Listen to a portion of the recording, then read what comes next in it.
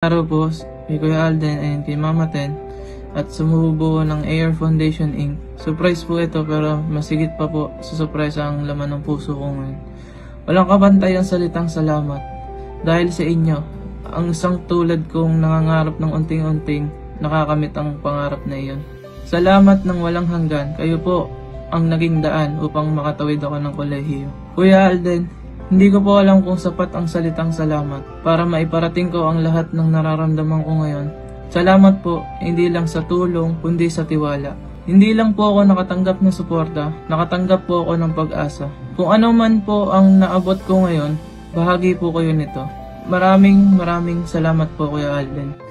Hello Kathleen fans, alam niyo po literal na nakakaiyak ito at naiyak ako kanina mga kasamiris habang ang dami no, habang si Sir Alden po ay siguro nasa ilang kilometro na lang at Amerika na mga kasamiris kasi medyo late ito no, naka-schedule kasi yung aking pag-upload mga kasambreros.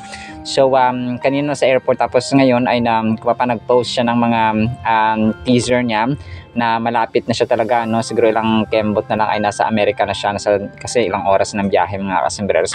Talaga ako na-touch mga kasambreros kasi yung maliban sa scholars na tinulungan ni Sir Alden na nagsalita nga mga kasambreros no, yung ito yung nag-provide ang AR Foundation. Actually yung McDo no, sabi niyan mga kasambreros ay nag-provide ng libreng burgers at saka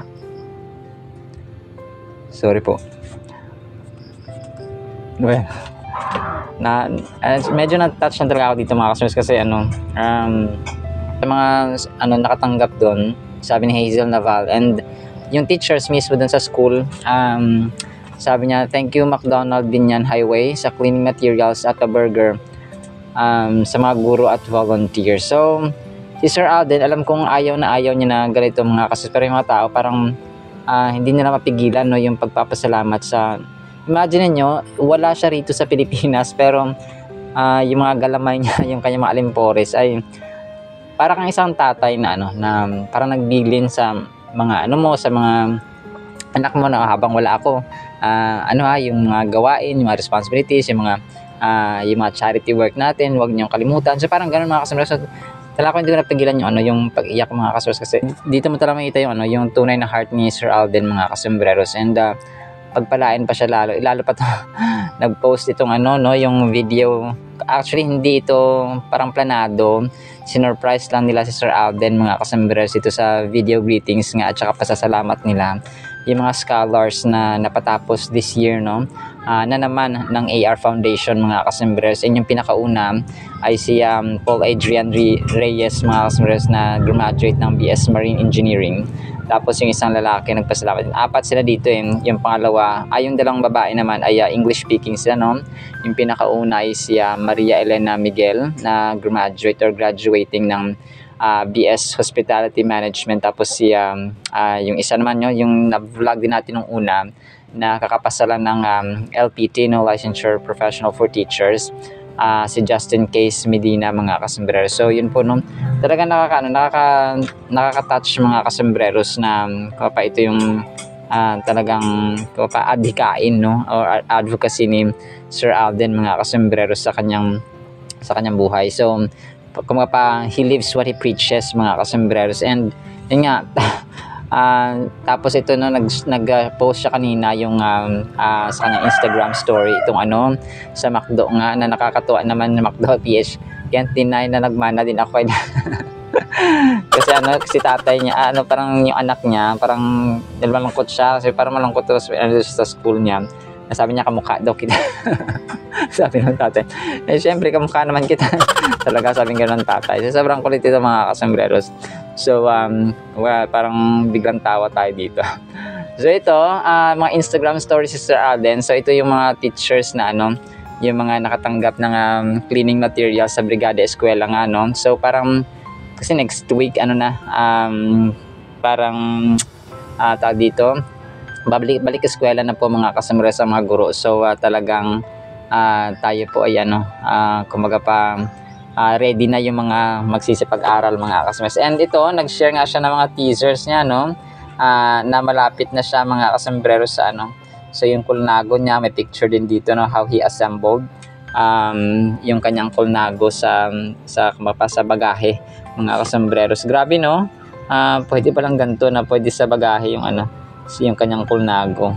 And then ito, so Los Angeles. So sa Los Angeles pala sila mga kasos, tinuro niya yung parang radar ng Los Angeles destination nila. Los Angeles na malapit sa Mexico or Mexico City. And then ito, yung Team Alden, no, kasama ang kanyang mga bagahe ay si Sir Laysam, of course. Have a safe and happy trip mga kasambreros para kay Sir Alden. So malamang sa malamang ay papasabi ko nga ay isang kembot na lang nasa destination na sila doon sa Amerika. And then ito, ang shawarma po ay nagkaroon ulit ng ng promo starting June 15 naman bukas hanggang 16 na 2 araw lang. So shawarman of the house June 15 to 16, 2025. So ang bundle nila, may bundle A and B or bundles A and B. Yung sa 99 pesos sa bundle A ay shawarma large and pitacos, no? So 99 pesos lang po ito. Sa bundle B naman, 89 pesos lang, no? Shawarma large at saka pita chips. Yung yung kanilang promo. So ang offer po na ito ay available lamang sa participating branches. So yun po mga mahilig mag-pita dyan or mag-hungry pita mga kasambreros. And then ito, so syempre may mga bagahe nila, no, in Instagram story ni Sir Alden mga kasambreros, yung kanilang mga maleta, no? Kasama si Sir RV Matibag yung nag-ano nito, tapos ni-repost ni Sir Alden mga kasambreros. Tapos ito, bago umalis Sir Alden, may naiwang si Mama Rocky Garcia, no? Para ang si Sir Alden dito kasi siya, parang akala niya picture, sabi niya video pala to, sabi nga siya. So parang na-miss niya siguro ito si Sir Alden. Parang close sila ni Alden mga kasambreros, ni Mama Rocky Garcia mga kasambreros. And then ito, ang kulit ng Instagram story ni Sir Alden kasi yung aso, tapos yung driver, tapos yung aso niya nakaupo rin tsaka naka-seatbelt na parang tao. Ang kulit lang. So may damit din yung aso mga kaso. Huwag kang daig pa tayo ng aso, baka tayo walang damit minsan kapag lalaki. So yan po, no. And then ito, nung Independence Day pala ay nag-story, no, si yung mama ni Baby Q, no, celebrating Independence Day mga kasambreros. Ewan ko kung parang exhibit ba ito na may flag mga kasambreros, at saka parang kumain sila sa isang parang sa museum, no, yung kanyang dito, yung kanyang venue mga kasambreros, kung kaya si Baby QQ ay enjoy din po mga kasambreros and Cathinatics. And then ito, last item natin ito, yung TCL, no. Actually, this was part of her campaign din po, no. Sabi ng TCL kay Mama Catherine ay she doesn't miss the moment, neither the upcoming TCL C7K. Every detail matters. A cinematic experience so rich, it's like being on set with Catherine. So yun, hashtag TCL C7K, TCL QD Mini LED, redefine clarity, TCL inspire greatness, hashtag TCL Philippines, hashtag TCL and Catherine Bernardo. So yun po mga kasambreros, no. So actually that is it, no, sa ating Catherine items. Wait, may nakalimutan ba ako? Wala. So yan lang po yung ating yung ating kumbaga pa items para sa Catherine. Today is June 14. Magsasara na po ang tindahan ni Kasambrerong Dennis for today. So tomorrow is another day, and have a good night everyone. Sana po ipangin po natin ang Word of God, and I love you all po. At para po sa ating Word of God mga kasambreros ay sobrang ganda po nito. Ang title natin, Hanapin ang Wisdom. Proverbs 2:4-5, if you seek her, referring to wisdom, as silver, and search for her as for hidden treasures, then you will understand the fear of the Lord and find the knowledge of God. So ito mga kasambreros ay inalin tulad, no, yung paghahanap ng isang ginto na literal, no, yung physical mga kasembreros, yung isang pilak, no, na kayamanan ang isang paghahanap po ng kaalaman or wisdom mga kasembreros or karunungan. So ang wisdom mga kasembreros, according sa Merriam-Webster's Dictionary, ito po yung ability na maka-discern or maka-understand mga kasembreros ng inner qualities and relationship. Okay? So ibig sabihin po ay insight. Okay? Meron kang tamang or right insight mga kasembreros. So this is pumapang sa dictionary sa mundo. And sabi naman ng Cambridge Dictionary ay ito po yung ability to use your knowledge and experience to make good decisions and judgments. So parang knowing what is good and evil, what is right and wrong mga kasembreros. However, no, the biblical definition of wisdom is in fact a divine gift, no, na binigay ng Panginoon sa atin, granted by God whenever any believer asks. So tayo po ay hinihingi talaga mga kasembreros, kagaya sa kay King Solomon na parati natin nga sinishare mga kasembreros na anak niya King David, no, or King David mga kasembreros, na wala siyang ibang hiniling kasi ang sabi ng Panginoon ay humiling ka Solomon ng ano ang gusto mo para para pangunahan mo ang taong mga Israelites mga kasembreros or the entire Israel nation. And wala siya ibang hiningi, no? Hindi siya humingi ng kayamanan, ng power, ng mga sundalo, ng kalakasan. Ang hiningi niya mga kasembreros ay wisdom. Grabe, no? Dito natin nakikita na yung isang leader ng isang pinuno mga kasembreros. Kahit na sa bahay natin, yung ating tatay for example, yung ating asawa, yung ating mga government leaders, na kapag merong wisdom from the Lord, ay iba yung dating, iba yung nagagawa nila mga kasembreros. Unang-una, matatakot silang gumawa ng masama, no? Gumawa ng hindi maganda at mabuti mga kasembreros para sa kanilang pamilya, para sa kanilang anak, asawa, no? Para sa kanilang mga mamamayan at publiko mga kasembreros kapag government leaders. So yung Proverbs, yung verse natin ito mga kasembreros na Proverbs 2:4-5 ay parang connection or pinapalakas ng Proverbs 16 verse 16 na sabi niya dito, how much better to get wisdom than gold, to get insight rather than silver. Dito ko na-realize mga kasembreros na kapag tayo po ay mayroong kaalaman, for example ito literal ko talaga na binigyan tayo ng 10,000 na ayuda or na kahit na sino, parehong binigyan ng 10,000 ang tao. Okay? Ilalagay mo sa isang lugar, tapos depende na yun kung saan nila gagamitin. Okay? Kapag ang taong may kaalaman, kapag taong may wisdom mga kasembreros, gagamitin niya yun sa more beneficial, more productive, na alam niyang lalago at saka tutubo ang kanyang pera. Tama? Yung tao naman na walang gaanong kaalaman or walang kaalaman mga kasembreros or wisdom from God, baka malustay lang yan sa walang purpose at walang kabuluhan mga kasembreros. So dito natin nakikita na parang ang tao lang din in general, na tayo po ay parang may mga talents tayo, may mga individual at unique talents tayo. Bawat isa, no?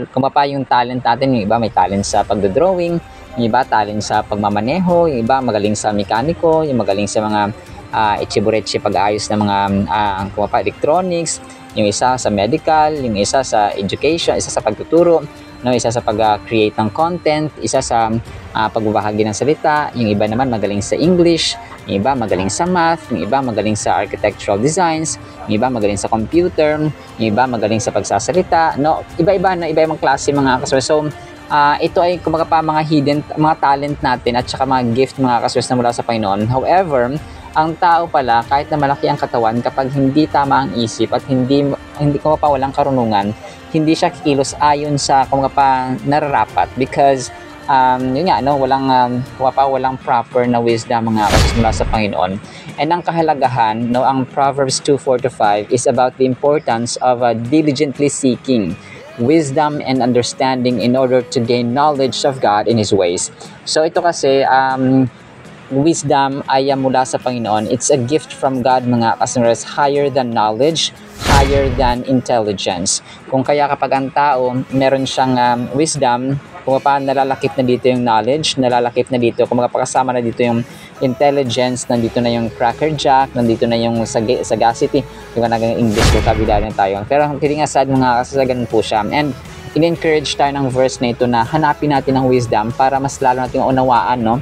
Ang ways, ang pamamaraan, ang nature ng Panginoon mga kasmers, yung kanyang pag-ibig, yung kanyang kadakilaan, yung kanyang pag-asa na ino-offer sa atin ng kanyang dakilang mga plano. And ang verse na ito ay in-encourage tayo na hanapin natin ang wisdom. It's para kang ano yun, di ba pag naghahanap ka ng kayamanan, pag naghahanap ka ng treasure, talagang kunwari, no, gusto mong bumili nito, so kailangan magtrabaho, kailangan para maka-earn ka ng pera. Tapos kapag naghanap ka naman ng physical treasure, ng ginto or ng pilak for example, so talagang meron kang gagawin na maghuhukay ka, no, talagang kukuha ka ng mga tao or ikaw mismo maghuhukay.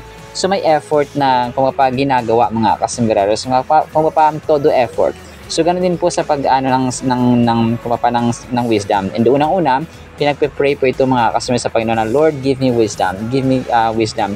Give me the discernment, no, to do what is right and hate what is evil. So ganun po siya mga kasimbereros para magrampo tayo ng proper judgment na nagmumula sa Panginoon.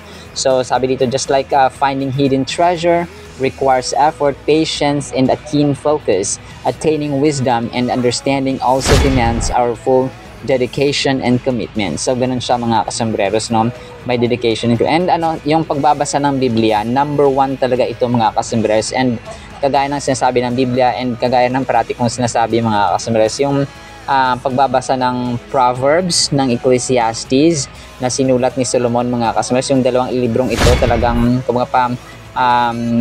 mag-iba yung view natin sa pamumuhay. Mag-iba yung view natin sa buhay mga customers. Mag-iba yung yung judgment, discernment, and understanding natin. And it's not a one-night process. Yung nagbasa ka ng Biblia ngayon, tapos kinabukasan matalino ka na. Hindi po ganun mga sometimes it takes a lifetime. Okay? Hindi lang sometimes. It takes a lifetime kasi nga, di ba, natin yung everyday is a process. Everyday is a construction of life. Binibuild natin yung experience to experience, karanasan to karanasan everyday. So, kapag may naranasan kang ganito ngayong araw, so mag-learn ka doon and then magpa-pile up mga customers yung experience mo na magagamit natin sa pang-araw-araw nating buhay and to the next generation na atin pong patatahakin pa. So, ganun po siya, no?